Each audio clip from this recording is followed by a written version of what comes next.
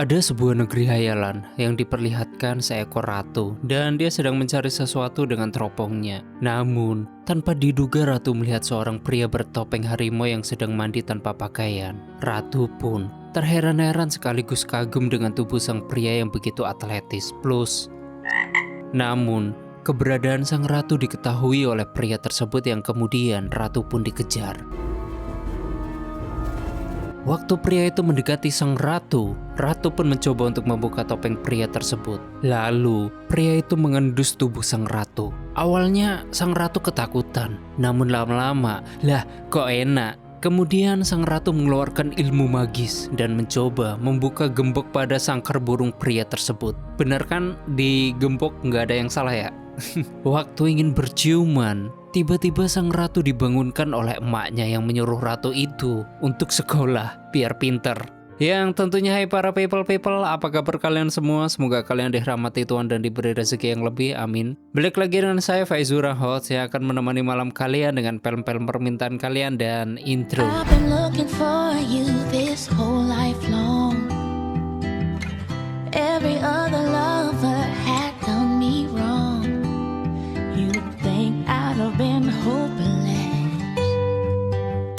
Selamat datang di channel Zura14 dan selamat menonton. Cerita tadi merupakan karangan tulisan dari seorang wanita pintar paling berprestasi di sekolahnya dan dia bernama Laras. Di sini Laras sedang melanjutkan cerita tulisan tadi yang berjudul Harimau. Waktu sebelum berangkat sekolah, sambil menulis Laras terlihat bergairah dengan fantasi yang ada di pikirannya. Setelah itu, tulisan tersebut ia simpan di blognya dengan privasi. Waktu diocahi emaknya, Laras sedang melihat Instagram teman sekolahnya yang bernama Dila. Dila terlihat banyak mengunggah foto-foto hotnya.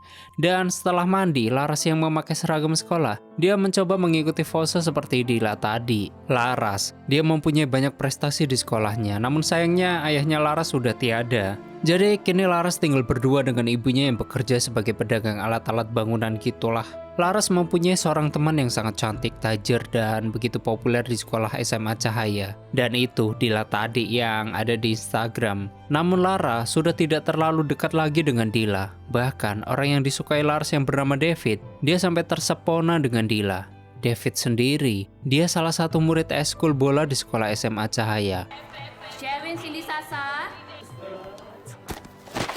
Waktu di ruangan komputer, tiba-tiba Laras dihampiri oleh David. David menanyakan kedatangan gurunya, karena David ada remedi dengan guru tersebut. Namun karena salah tingkah, Laras malah salah ngomong. Plus, gak sengaja nabrak David yang lagi minum susu. Ketika baju David basah dan David membukanya, Laras melihat badan David yang begitu atletis. Oleh karena itu, Laras pun terlihat bengong dan bergairah. Waktu di kamar mandi, ada satu geng cewek yang bernama Sherin, Cindy, dan Sasha. Di sini mereka sedang gosipin tentang foto-foto Instagram milik Dila. Namun tak berselang lama, tiba-tiba Dila datang dan langsung mengejek mereka bertiga.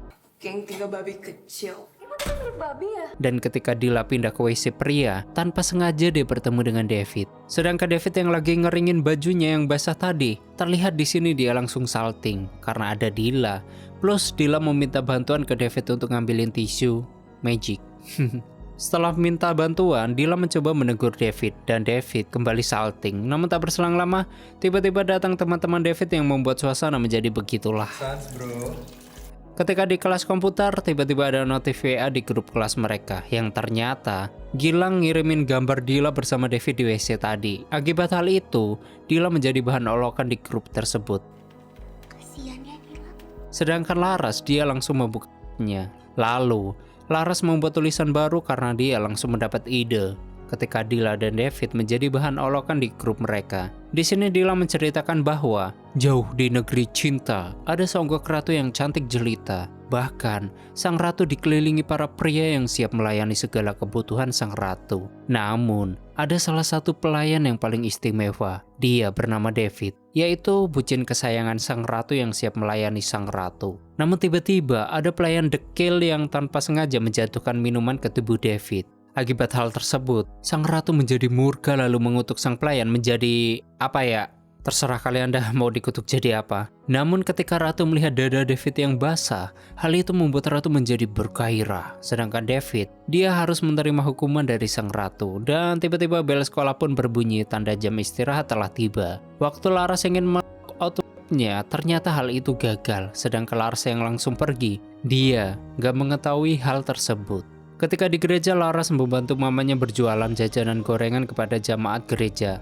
Namun tanpa sengaja, Laras bertemu dengan David. Mereka berdua pun debat soal gorengan, yang dimana Laras jutek-jutek Mayu gitu. Ya, seperti wanita jatuh cinta pada umumnya. Belum jadian aja, berantemnya udah kayak Pak Sutri. Makasih ya.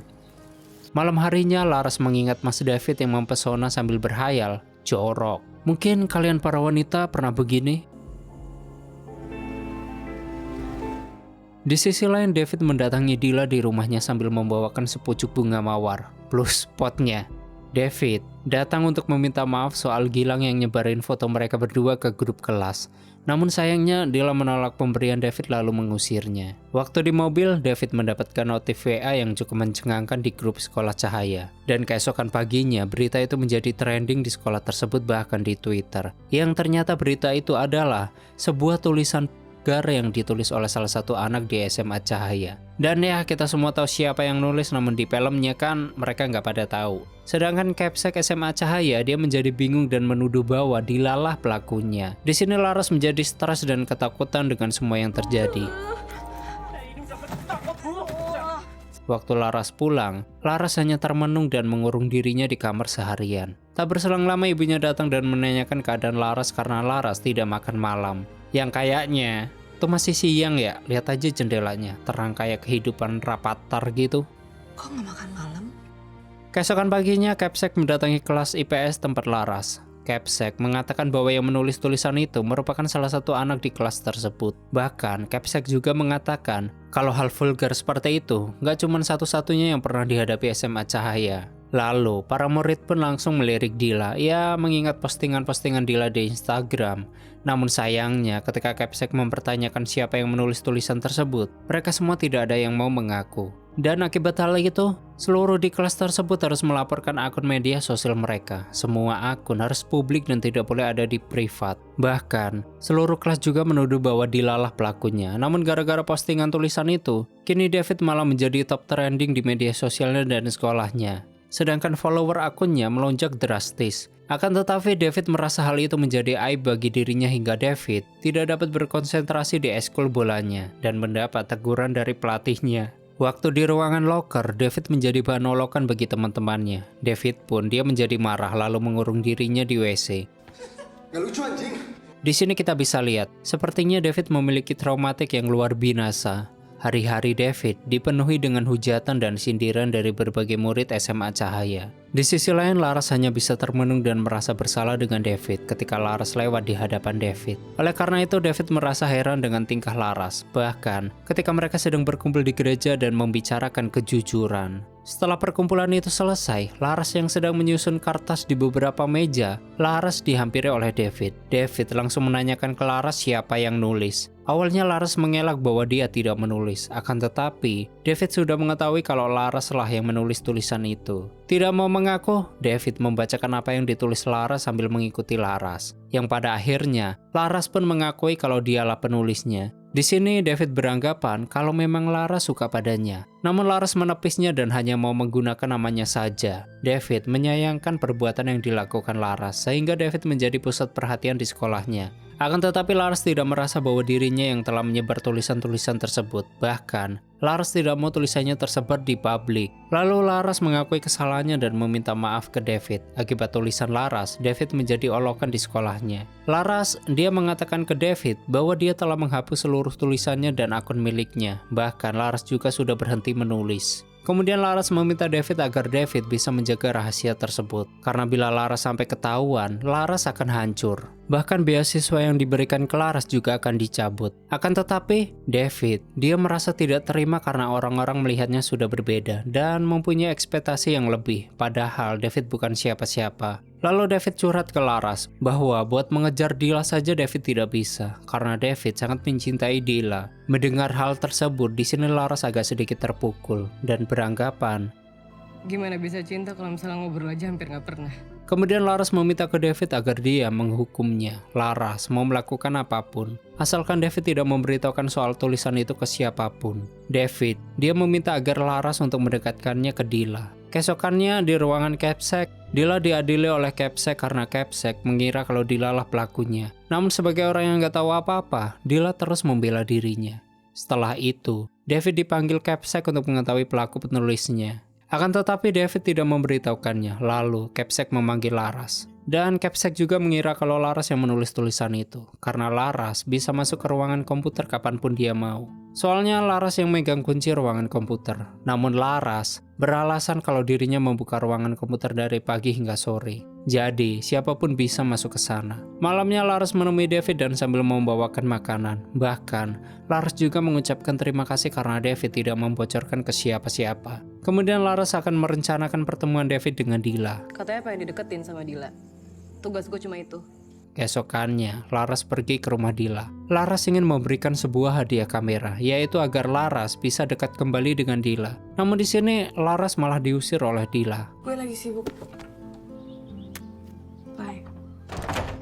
Waktu di kamar, Dila melihat kembali rekaman dirinya bersama Laras. Dila begitu menikmati kedekatannya bersama Laras. Keesokan harinya, sewaktu di kelas, Laras yang merupakan ketua OSIS, dia mengumumkan murid di kelasnya untuk menghadiri edukasi seks di jam akhir pelajaran sekolahan. Mendengar hal tersebut, Dila langsung keluar kelas. Lalu sewaktu edukasi, Dila memilih untuk pergi dan tak menghadiri edukasi. Sedangkan Laras yang melihat Dila pergi, Laras mencoba untuk mengejarnya. Dan terjadilah perdebatan pada mereka yang pada akhirnya, bila Laras ingin menjadi sahabat Dila kembali, Laras harus ikut pergi bersama Dila. Ya udah, ayo. Selama 17 tahun gue hidup, gak pernah sekalipun gue bolos. Kemudian mereka berdua akhirnya bolos yang akhirnya pulang ke rumah Laras. Di sini ada adegan mereka berdua mandi bersama tanpa make apa-apa, tapi nggak aku tampilin. Nih lama-lama film Indonesia kayak film Filipina anjir. Heran. Setelah itu Dila curhat ketika orang-orang ngatain Dila pecun.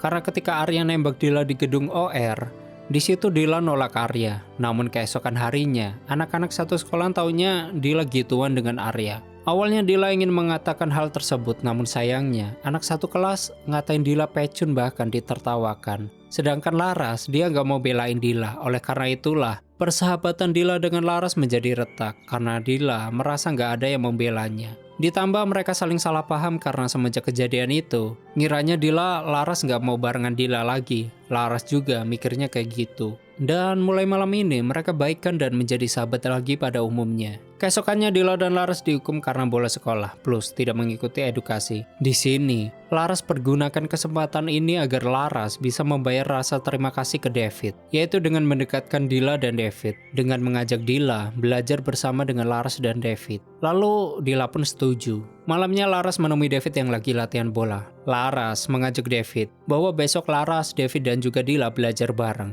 Namun David belum siap untuk ketemu Dila. Kemudian Laras mencoba untuk melatih David agar nggak nervous ketemu Dila. Keesokannya mereka bertiga kumpul di rumah Dila, lalu belajar bareng. Di sini terlihat Dila mengamati David dan agak jealous gitu waktu ngelihat Laras dan David akrab ketika belajar. Lalu Laras meninggalkan Dila dan David. David mencoba untuk berbicara ke Dila, namun hal itu sia, ya karena dicuekin. Lah, mau teh nggak? Waktu di dapur ketika Dila dan Laras membuat teh, Dila ngajakin Laras buat jalan bareng karena mereka udah lama gak hangout sama-sama. Namun karena Laras malas nyetir, Laras pun ingin ngajak David agar dia yang nyetir. Di sini Dila ngerasa aneh karena kemana-mana Laras ngajakin David. Dila pun beranggapan bahwa Laras suka sama David. Namun Laras menepisnya dan sebaliknya mengatakan kalau Dila yang suka sama David. Setelah debat gak jelas, mereka bertiga pun akhirnya jalan bareng. Selama di mobil, terlihat David malah semakin dekat dengan Dila atau di akuarium. Bahkan ketika Lars dan David bercanda dan mereka saling pegangan tangan, Dila pun terlihat jealous.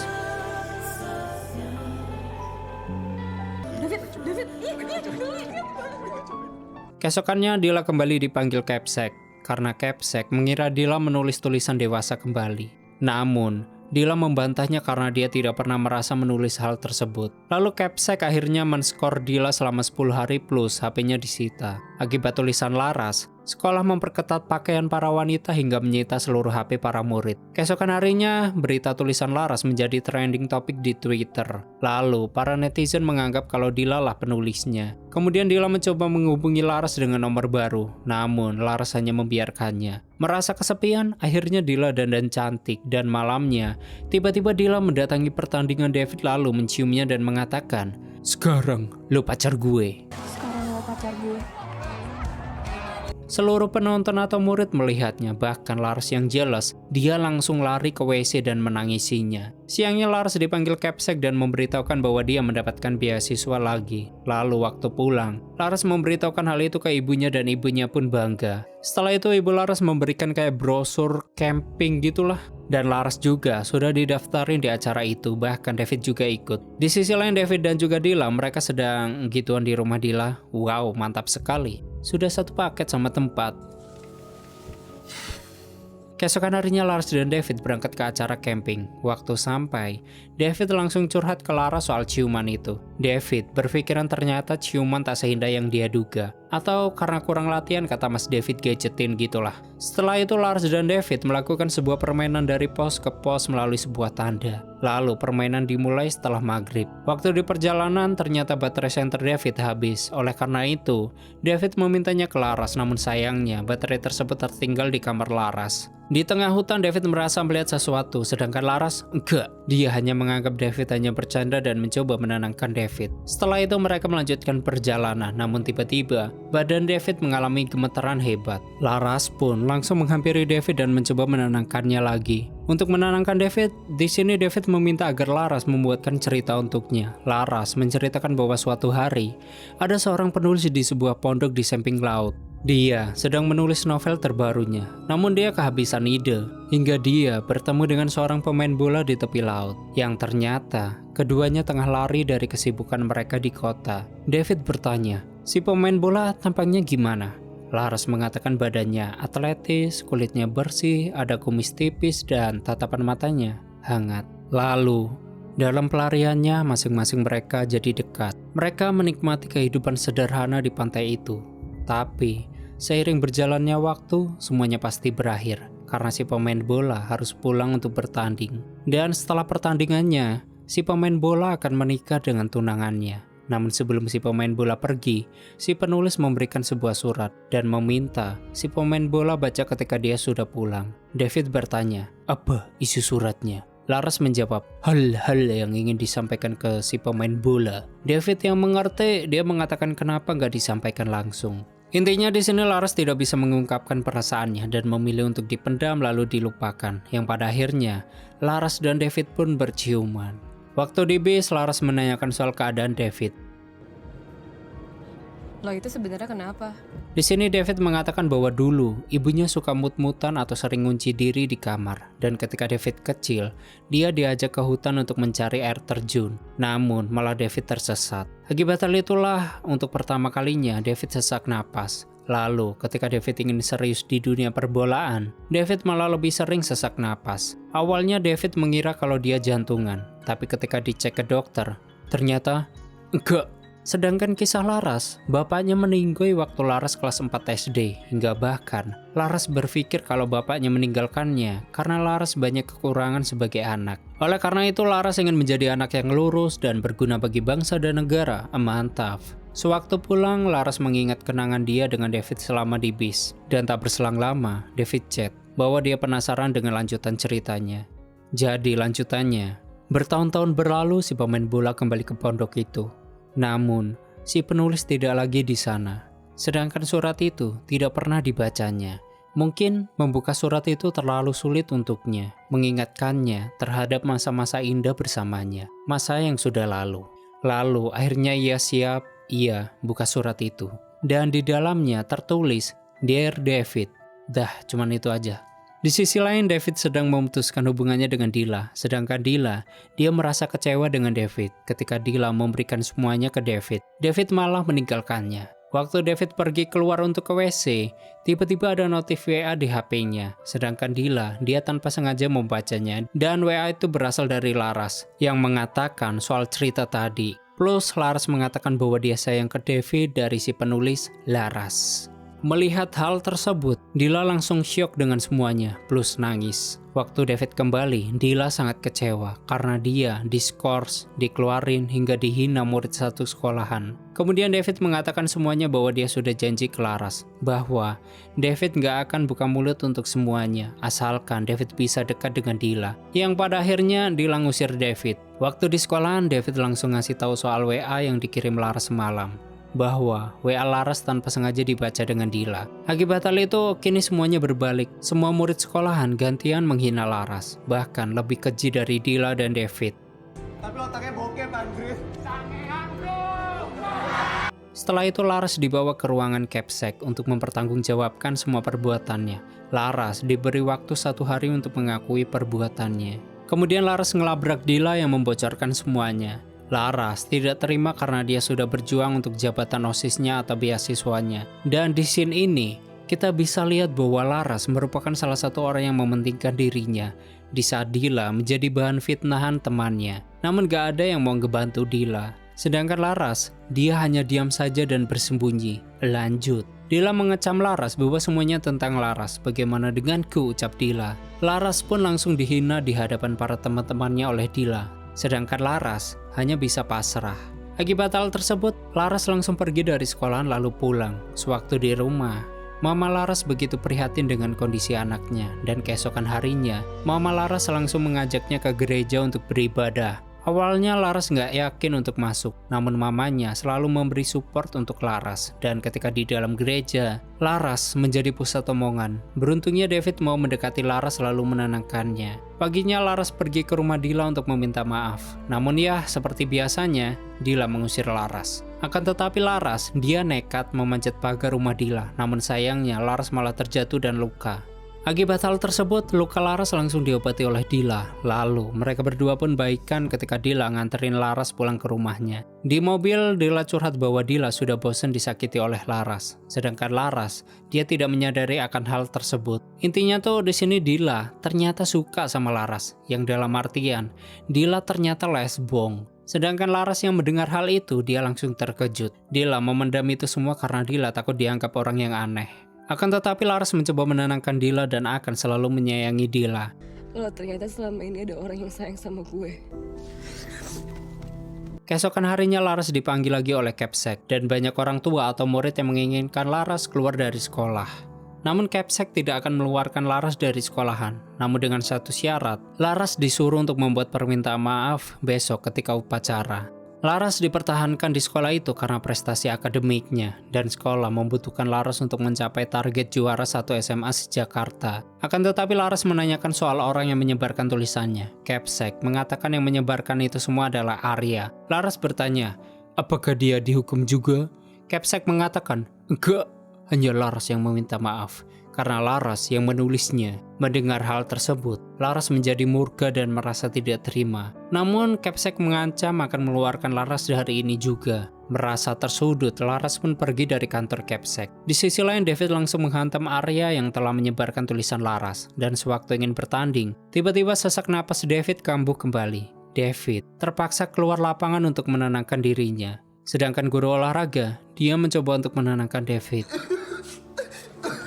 Di rumah, Laras menenangkan diri sambil berpikir untuk meminta maaf kepada seluruh murid di sekolahnya, bahkan guru-guru. Sewaktu upacara, Capsek menyuruh Laras untuk naik ke podium untuk meminta maaf. Laras pun meminta maaf kepada guru atau bahkan murid di sana. Namun tiba-tiba semuanya menyimpang. Laras meminta maaf kepada David karena menjadi objek tulisannya. Kemudian Laras meminta maaf ke Dila akibat Laras tidak jujur.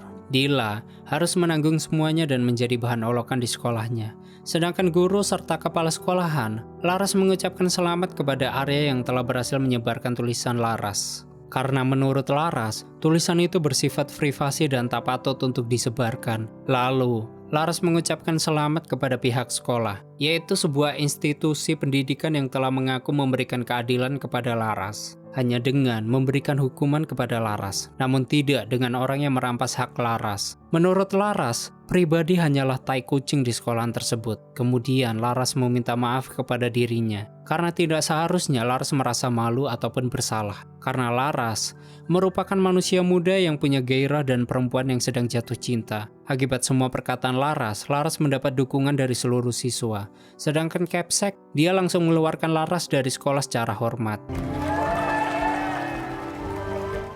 Dan ketika ingin pulang, ternyata David sudah menunggu Laras di parkiran. Kemudian mereka berdua saling cipika-cipiki, setelah itu ciuman. Di sisi lain, Dila menemukan sosok perempuan yang sama dengan dirinya di akuarium yang pernah ia datangi. Dan perempuan itu bernama Anya. Yah, sama dia lesbong. David mencoba menghilangkan traumatiknya di rumah sakit. Lalu Laras, Dira, dan mamanya berkumpul bersama dan mengatakan kalau Laras akan menjadi penulis yang terkenal. Kini, Laras menjadi wanita yang bebas berkarya atau bahkan melakukan apapun yang ia suka. Dan untuk pertama kalinya, Laras menjadi sangat damai dengan kehidupannya. Dear David. Lalu, tamat. Oke, seperti itulah story filmnya. Bagaimana menurut kalian dengan film ini? Silahkan berdebat di komentar. Bagi kalian yang ingin filmnya di storyin, silahkan tulis di komentar. Dan yang ingin full movie-nya, link aku taruh di komentar yang aku kasih pin. Terima kasih udah nyimak video ini sampai habis. Terus support channel ini dengan menekan like, subscribe, dan share ke alam semesta. Aneh pamit and stay on my channel. Jangan kemana-mana. Sampai ketemu lagi di video selanjutnya. Bye-bye.